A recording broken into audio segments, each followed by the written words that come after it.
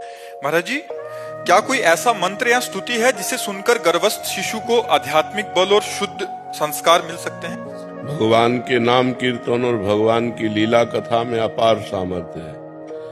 प्रहलाद जी महाराज जो इतने महान भागवत हुए, जिस समय हिरण्यकश्यप कठोर तपस्या में संलग्न हुआ ब्रह्मा जी से वरदान मांगने के लिए, तो कयाधु जी के गर्भ में थे।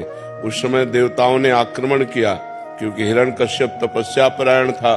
तो जो अन्य सेनापति, दैत्य सेनापति थे, उनको देवताओं ने परास्त कर दिया और पूरे महल में छानबीन की, तो और तो सब भाग चुके थे।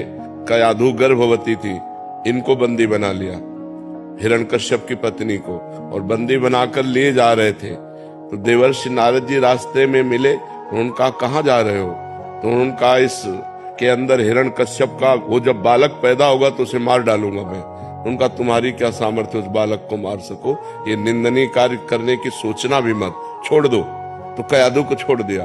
तो कयाधु को देवर्षि नारद जी अपने आश्रम ले गए और वहां भगवान का नाम कीर्तन, भगवान की कथा, तो गर्भ में ही प्रहलाद जी महाभागवत बन गए।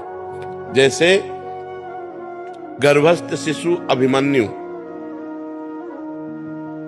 अर्जुन जी चक्रव्यूह तोड़ने की कला गर्भस्थ शिशु को शिक्षा दी। अब वो जब 7वां द्वार तोड़ना था आखिरी, तो उसमें माँ को नींद आ गई, तो वो नहीं सुन पाए, क्योंकि माँ के कान से ही वो सुन रहे थे।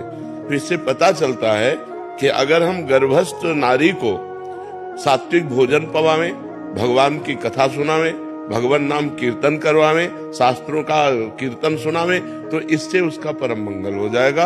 और राम कृष्ण हरि जो नाम प्रिय हो, खूब नाम जप करे, इससे जो गर्भस्थ शिशु है वो भगवान का भक्त बनेगा, वो धर्मात्मा बनेगा। लेकिन जब गर्भ रह जाए, फिर मैथुन नहीं करना चाहिए। ये लोग, गृहस्थ लोग मनमानी आचरण करते हैं, इसलिए बच्चों के अंगों पर प्रभाव पड़ता है और वो बहुत हानिकारक होता है और बच्चे कामुक पैदा होते हैं। जिस दिन ये पता चले कि स्त्री गर्भस्थ है, उसी दिन से ब्रह्मचर्य रहना चाहिए, जब तक बालक प्रकट ना हो जाए। और तो अब आजकल लोग इन बातों को, धर्म शास्त्रों को न पढ़ते हैं और न मानते हैं।